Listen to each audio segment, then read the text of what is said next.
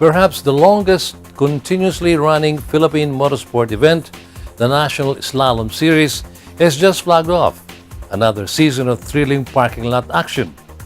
And race weekend was there to record another historic moment in the making.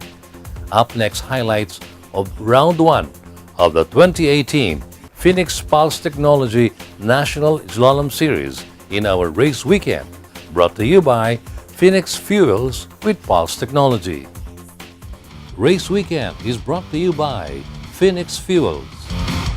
Make every trip come alive with Phoenix Fuels, now with Pulse Technology.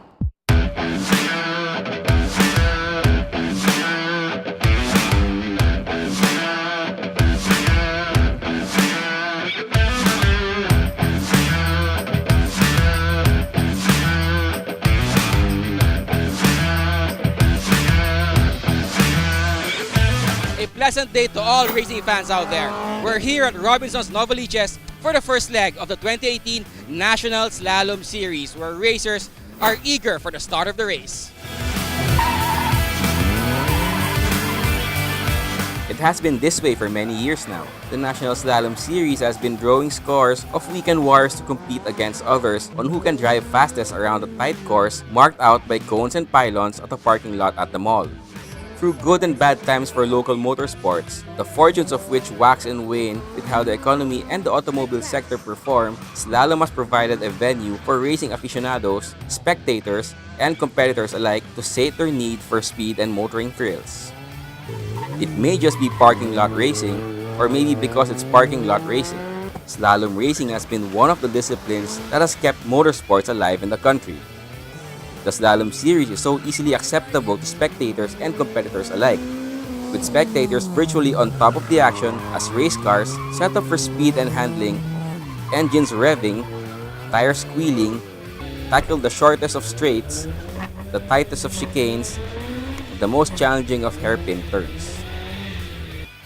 Every year, the start of the Slalom Series is much awaited. This year is no different, as witnessed by the number of race cars and their drivers and slalom fans who showed up for the start of the 2018 Phoenix Pulse National Slalom Series, an event staged and overseen by Bing Bang Dulce. I'm here with the lovely veteran racing organizer, Miss Bing Bang Dulce, to tell us more about the National Slalom Series. Hi. Hi. Can you give the viewers an idea of what the slalom racing series is all about? Okay, the National Slalom Series, basically for the past 30 years that we've been doing it, it's just like what you see today. It's done in a constrained area, and we have 12 legs each year for the past 30 years. But now we're organizing also 3 invitational races for the year, an additional 3 legs. And we do it in the northern part of Luzon to cater to the car enthusiasts at Baguio City, Pangasinan, Tarlac, Tagupan. Well, we started the first run by October 1986, but we officially had our SEC papers done on January 1987.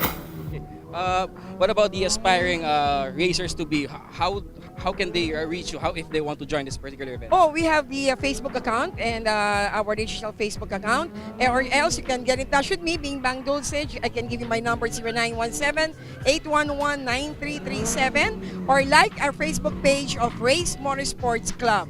And you can see all the venues, the rules, everything that you need to know about participating in the National Slalom Series. And of course, we are doing free slalom clinics every event, before the event. For all those who are first-timers and you want to learn on how to do the 360, the 180-degree turns, we have pro drivers to assist you and to teach you on how to do it.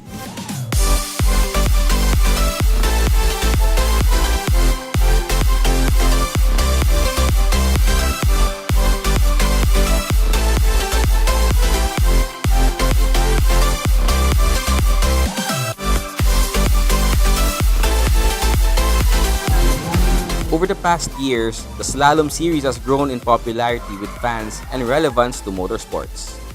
This has not gone unnoticed by the auto trade and support industries like the petroleum and lube sectors and the aftermarket vendors who have come out to support and sponsor teams and drivers. At the first round of the year, there's much evidence of this, with many teams sporting many logos of brands and products on cars and drivers sporting logos on race suits. And for the past 3 years, the National Slalom Series itself has been supported by Phoenix Petroleum. It is our third year with the National Slalom Series, and now we're changing the co-presentership to naming it with Phoenix Pulse Technology National Slalom Series, as we are pushing our Phoenix Fuels with Pulse Technology. Pulse Technology connotes power, energy, life, and excitement, and we believe that that's what slalom also stands for. So that's why it is an opportune time for us to sponsor motorsports through Phoenix Pulse Technology, as we see some synergy between the two.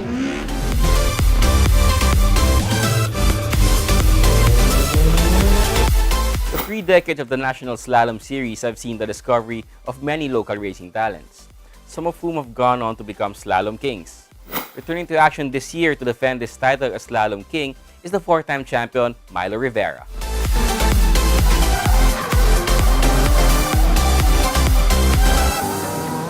I'm here with the 4-time reigning defending champion, Mr. Milo Rivera, to tell us more about his preparations for this race. Yeah. Hi, Milo. Hi. Well, just like every race, we try to make ourselves ready physically, mentally, as a driver, and at the same time, the team behind our car work day and night just to prepare the car every single race. So I always credit that to them. Can you give us the reason why, other than you're very good at it, can you tell us the reason why you decided to be part of this particular event? Well, ever since I started racing back in 2008 with go-karts, we've also done some circuit races, sometimes up to now. But aside from the fact that my uncle was also a 3-time national slalom champion back then, Mr. Noel Rivera, I guess it was passed on to the family. But aside from that, just the intensity of every run, trying to beat each other's time, I guess I find something special with that. Plus the number of participants always joining, plus the fact that you're exposed to the public whenever you race in mall parking lots. But I guess over time it just became something worth racing. Other than the National Slalom Racing Series, are you also participating in other racing events here in the country? Well, for this year, we're also taking a look at the Autocross Championships. We're also preparing with the Shell to race the endurance races this year, and we're also aiming to defend our Asian Gymkhana Championships this year, which will have 5 races throughout 2018. So it's going to be a very busy year for us, and we hope for the best. But aside from that, the future is still uncertain. There might be other opportunities in and out of the country, so we're just here to be prepared no matter what. 4-time reigning and defending champion Milo Rivera. Thank you very much. Thank you very much. Milo Rivera's younger brother, Estefano, shares the same car the reigning slalom king uses in the competition and believes he can challenge his brother for the first round overall win. First of all, we use the same car, and it's not the first time we're racing together. Me and my brother, since karting, we've been racing together, and now in slalom and cars for around 5 years. So it's a good bonding experience.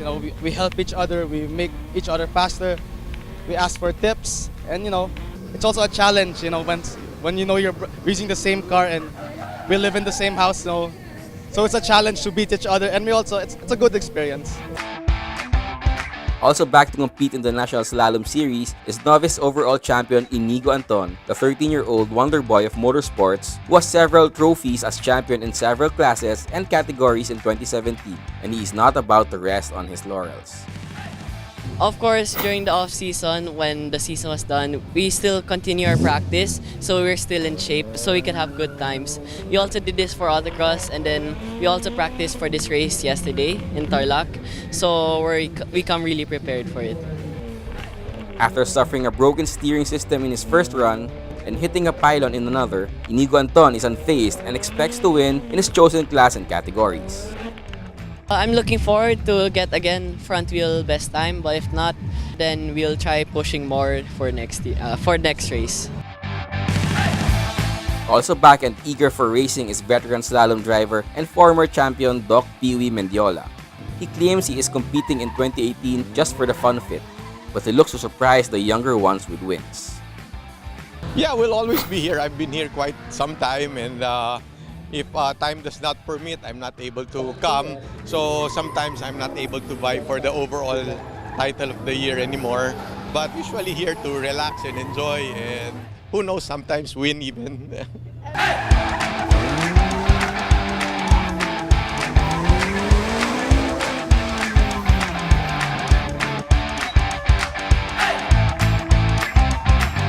At the end of the first round of 2018 Phoenix Pulse National Slalom Series, it's 2017 Slalom King Milo Rivera setting the best overall time of the day. 43.6 hundredths of a second, which is also was the best time for the Pro Stock C class. Inigo Anton was the best of the rest with a time of 43.68 hundredths of a second, which is also the best time in the front wheel Pro Stock C class. Estefano failed to make it a Rivera Brothers 1-2 in the first round of the season but came close, recording the third fastest overall time of the day with a 44.4 hundredths of a second, which was the best time among entries in the Group 5B category. Doc Pee Wee Mendiola showed he still has what it takes to be competitive in slaloms, recording the fourth fastest overall time of the day with a 44.28 hundredths of a second, driving in the Pro Stock A category. And that concludes our coverage of the first leg of the 2018 National Slalom Series. Be sure to check us out every week as we bring you highlights of Philippine motorsports only here on Race Weekend.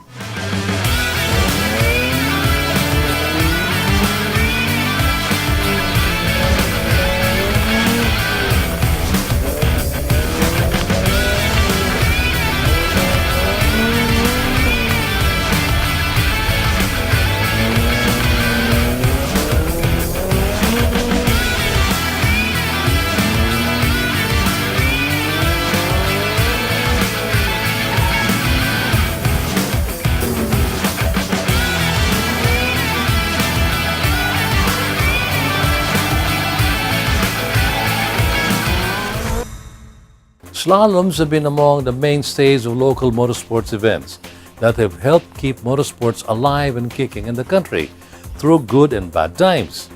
It's great that Race Motorsports Club continues to do this, helping discover and nurture the talents of local motorsports heroes. Local motorsports is again moving into the good times, and Race Weekend will surely be covering slaloms and other motorsports events for motorsports aficionados among our viewers.